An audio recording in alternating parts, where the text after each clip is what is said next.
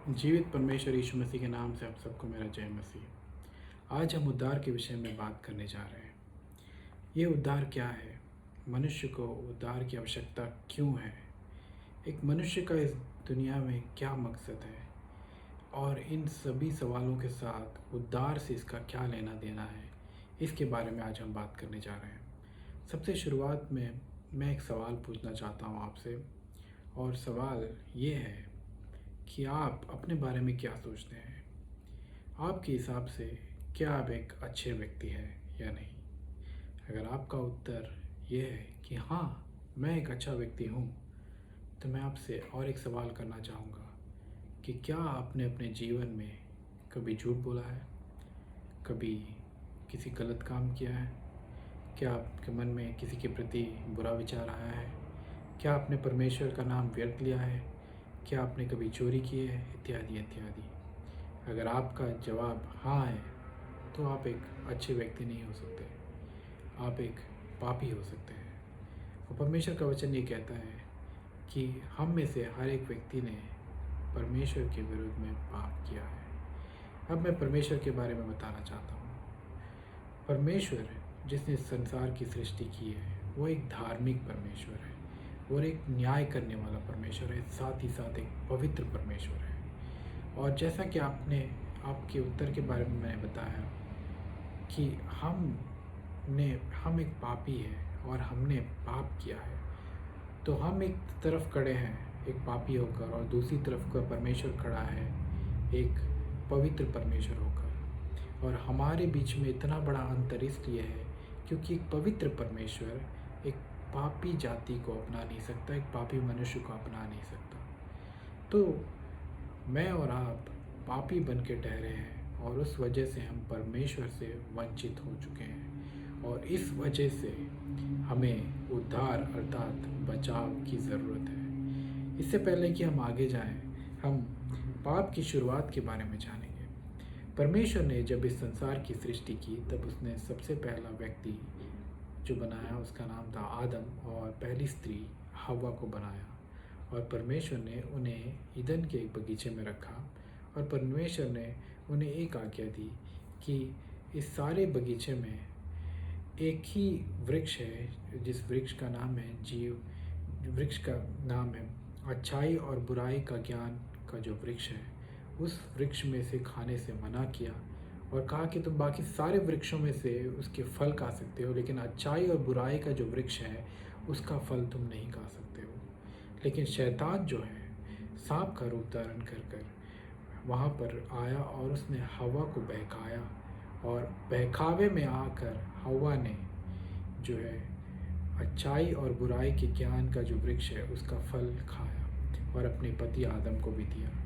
और उस वजह से वो परमेश्वर से उनका जो आत्मिक संबंध था वो टूट गया। आत्मिकता में वो परमेश्वर से अलग हो गए। इस वजह से जो भी व्यक्ति उनके बाद पैदा हुआ, आप और मैं जो कि उसी वंशावली से हैं, इस संसार का हर एक व्यक्ति आदम और हव्वा की वंशावली से है, और वहाँ से हम लोग पैदा हुए हैं। हम सबों के अंदर पाप इसलिए क्योंकि हमारा पहला पिता और हमारी पहली माता जो हव्वा, उन्होंने पाप किया है।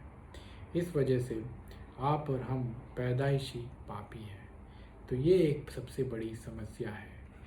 तो इसके बाद अब ऐसा हुआ कि परमेश्वर ने देखा कि परमेश्वर की पूरी सृष्टि जो है पाप के द्वारा परमेश्वर से अलग हो चुकी है, लेकिन परमेश्वर ने ही हमें रचा है, हमें बनाया है। तो परमेश्वर क्या करे? तो परमेश्वर ने देखा, और परमेश्वर ने अपने एक लौते पुत्र यीशु मसीह को इस दुनिया में भेजा। परमेश्वर यीशु मसीह एक मनुष्य का रूप धारण करके यहाँ पैदा हुआ, और परमेश्वर यीशु मसीह आपके और हमारे पापों का भार अपने ऊपर उठाकर क्रूस की मृत्यु से मारा गया, और वो गाड़ा गया, और तीसरे दिन जीव भी उठा। तो आप देख सकते हैं कि यहाँ पर परमेश्वर यीशु मसीह का मरना क्यों ज़रूरी था। जैसा कि हमने आपको पहले बताया कि हम सब पापी हैं। हम अपना बलिदान देकर परमेश्वर के पास अगर जाएंगे तो परमेश्वर हमें स्वीकार नहीं करेगा। लेकिन हमारे पाप के क्षमा के लिए परमेश्वर की ज़रूरत ये है, परमेश्वर ने ये ठहराया है कि अगर कोई निष्पाप और निष्कलंक जो है अपना बलिदान देता है, तब पापों की क्षमा हो सकती है। तो इस पूरी दुनिया में ऐसा कोई व्यक्ति नहीं, क्योंकि आप और मैं और हर एक व्यक्ति जो इस दुनिया में पैदा हुए हैं वो आदम और हवा से पैदा हुए हैं, और हम पैदाइशी पापी है, पाप हमारे अंदर है। तो हम अपना बलिदान कुछ दे नहीं सकते। तो इस वजह से परमेश्वर यीशु मसीह इस दुनिया में आए और परमेश्वर ने अपना जान दिया, और परमेश्वर के जान देने से पापों की क्षमा हुई। बाइबल में यूहन्ना के तीसरा अध्याय और 16वां वचन में इस प्रकार लिखा है कि परमेश्वर ने जगत से इतना प्रेम किया कि उसने अपना इकलौता पुत्र दे दिया, ताकि जो कोई उस पर विश्वास करे वह नाश ना हो परंतु अनंत जीवन पा सके। तो आप देख सकते हैं कि परमेश्वर आपसे और मुझसे इतना प्रेम करता है कि उसने अपने एकलौते पुत्र को हमारे लिए भेजा, ताकि वो यहाँ पर आकर वो हमारे पापों का बोझ उठाकर मरे, ताकि आप और मैं अनंत काल का जीवन पा सके। तो आप देख सकते हैं कि परमेश्वर ने यीशु मसीह को एक भेंट बनाकर हमारे पास भेजा, ताकि उसके मरने से हम उद्धार पा सकें। तो हम देखते हैं कि तब आप मुझसे पूछ सकते हैं कि मसीहत और बाकी दुनिया के अलग अलग धर्मों में क्या अंतर है। सभी तो परमेश्वर के पास जाने का एक उपाय है, ऐसा नहीं है। अगर आप पूरी दुनिया के विश्व के अलग अलग धर्मों को देखेंगे, उसमें अगर किसी व्यक्ति को परमेश्वर तक पहुंचना है या फिर मनुष्य को ईश्वर की प्राप्ति होनी है, तो वो अपने अच्छे कर्मों से हो सकता है। अगर कोई अच्छा कर्म करता है तभी वो परमेश्वर के पास जा सकता है। और ये कोई बता नहीं सका कि कितना अच्छा कर्म लगेगा जिसकी वजह से एक व्यक्ति परमेश्वर के सामने स्वीकृत होगा। लेकिन हम देखते हैं मसीहत ही एक ऐसा विश्वास है जहाँ पर परमेश्वर हमें उद्धार मुफ्त में देता है। परमेश्वर के बलिदान के वजह से वो चीज़ें हमें मुफ्त में मिलती है, और वो आपके स्वीकार करने से मिलती हैं। तो ये अंतर है।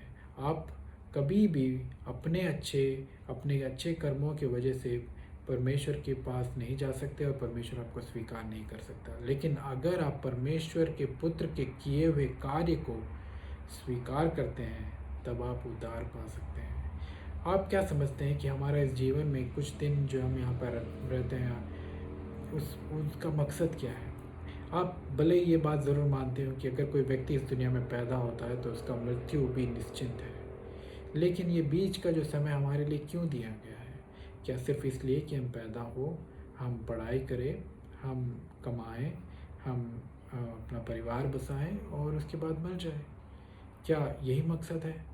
नहीं, हमारा इस जीवन में इससे एक बड़ा मकसद है, और वो मकसद ये है कि परमेश्वर ने हमें इस धरती पर डाला है ताकि हम यहाँ पर रहते हुए उसके पुत्र को स्वीकार करें, ताकि वो आके परमेश्वर हमें अपने परिवार में एक जगह दे, और परमेश्वर हमें स्वीकार कर सकता है उसकी वजह से, ताकि हम और आप पुत्र और पुत्री कहलाएं। और हमारा जीवन जो है यहाँ तक सीमित नहीं है, हर एक व्यक्ति का जीवन यहाँ तक सीमित नहीं है। आप दो जगह जा सकते हैं। पहला जगह है स्वर्ग। अगर आप परमेश्वर यीशु मसीह को अपनाते हैं तो स्वर्ग जा सकते हैं, अगर आप यीशु मसीह को ठुकराते हैं तो नरक जा सकते हैं। और हर एक व्यक्ति जो इस दुनिया में पैदा होता है, इन दोनों जगह में कहीं ना कहीं वो जाएगा। तो इसलिए मैं आपसे कहता हूँ कि आप इस बात को जानने के बाद क्या आप परमेश्वर को पर विश्वास करना चाहते हैं? परमेश्वर का वचन जो है 1 कुरिन्थियों 15वां अध्याय 13 और 14 वचन में लिखा है कि परमेश्वर ने हमें एक सुसमाचार दिया है। और उस सुसमाचार क्या है? वो सुसमाचार ये है कि पवित्र शास्त्र के अनुसार यीशु मसीह मारा गया, वो गाड़ा गया, और पवित्र शास्त्र के अनुसार तीसरा दिन वो जी भी उठा। अगर आप ये विश्वास करते हैं कि परमेश्वर यीशु मसीह आपके पापों के लिए अपना जान दिया है, और आप पूरे मन से इस बात पर विश्वास करके उस पर अपना ईमान लाते हैं, अर्थात अपना विश्वास करते हैं, तो परमेश्वर आपको अनंत काल का जीवन देगा। तो मैं आपके सामने विषय को रखता हूँ और आपसे कहता हूँ कि आप इस बात को सोच के देखिए, और अगर आप सच में परमेश्वर पर विश्वास करते हैं तो चलिए मैं आपको एक प्रार्थना में आपकी अगुवाई करता हूँ और आप मेरे पीछे इस प्रार्थना को बोल सकते हैं और इस वजह से आप उद्धार पा सकते हैं। एक इंसान का इस जीवन में सबसे बड़ा मकसद यही है और वो है कि वो अपना जो मौका है ना गंवाए और वो जो है एक डिसीजन ले इस दुनिया में कि वो या परमेश्वर के पास जाएगा या फिर परमेश्वर से दूर चला जाएगा। और मैं मानता हूँ कि कोई भी परमेश्वर से दूर नहीं जाना चाहता है। तो अगर आपने ये विश्वास किया है, अगर आप मानते हैं कि आप परमेश्वर यीशु मसीह ने आपके पापों के लिए अपनी जान दी है और आप उसको स्वीकार करना चाहते हैं, तो मेरे पीछे आप ये बोल सकते हैं, मैं आपको मदद कर सकता हूँ। और अगर आपने ये वचन, ये प्रार्थना अब पूरे मन से की है और सभी चीज़ों को जानते हुए की है, तो परमेश्वर आपको अनंत काल का जीवन देगा। चलिए प्रार्थना करते हैं। हे पिता परमेश्वर, मैं मानता हूँ कि मैं एक पापी हूँ और मैं मानता हूँ कि परमेश्वर आपने अपना जान मेरे लिए दिया और मैं मानता हूँ कि आपने मेरा भार उस क्रूस पर उठाया और आप मारे गए। परमेश्वर, मैं मानता हूँ कि आप गाड़े गए और परमेश्वर मैं मानता हूँ कि आप जी उठे जिस प्रकार पवित्र शास्त्र में लिखा है। परमेश्वर, मैं ये भी मानता हूँ कि मैं एक पापी हूँ और परमेश्वर मैं मानता हूँ कि आप मुझे नया जीवन दे सकते हैं। प्रभु यीशु मसीह मेरे हृदय में आइए, मेरे जीवन में आइए और मुझे एक नया जीवन दीजिए। आप मेरे उद्धारकर्ता और मेरे प्रभु हैं और मुझे आगे के जीवन में मेरी अगुवाई करिए। इस विनती को मैं परमेश्वर यीशु मसीह के नाम से मानता हूँ, आमीन। अगर आपने पूरे मन से इस प्रार्थना को किया है, पूरी बातों को समझते हुए और परमेश्वर पर अपना ईमान लाया है, अपना विश्वास लाया है, तो परमेश्वर आपको अनंत काल का जीवन देगा। आप ये चीज़ निश्चिंतता के साथ ले सकते हैं, आप बिल्कुल निश्चिंत हो सकते हैं कि आप उद्धार पा चुके हैं और आप एक दिन परमेश्वर के साथ जाकर रह सकते हैं और स्वर्गराज में परमेश्वर आपके लिए एक जगह बनाएगा। देखिए, संसार में ये उद्धार का कोई भी निश्चिंत तरीका कोई और धर्म नहीं देता है। ये मसीहत है जहाँ पर परमेश्वर आपको कहता है कि वचन के अनुसार कि आप निश्चिंत हो चुके हैं, निश्चिंत हो सकते हैं कि परमेश्वर पर विश्वास लाने पर, यीशु मसीह पर विश्वास करने पर अनंत काल का जीवन आपके लिए पक्का है। तो मैं अंत में यही कहना चाहता हूँ कि परमेश्वर का मौका ना गंवाएं, लेकिन परमेश्वर के पुत्र यीशु मसीह पर अपना ईमान लाएं। परमेश्वर आपको आशीष करे। धन्यवाद।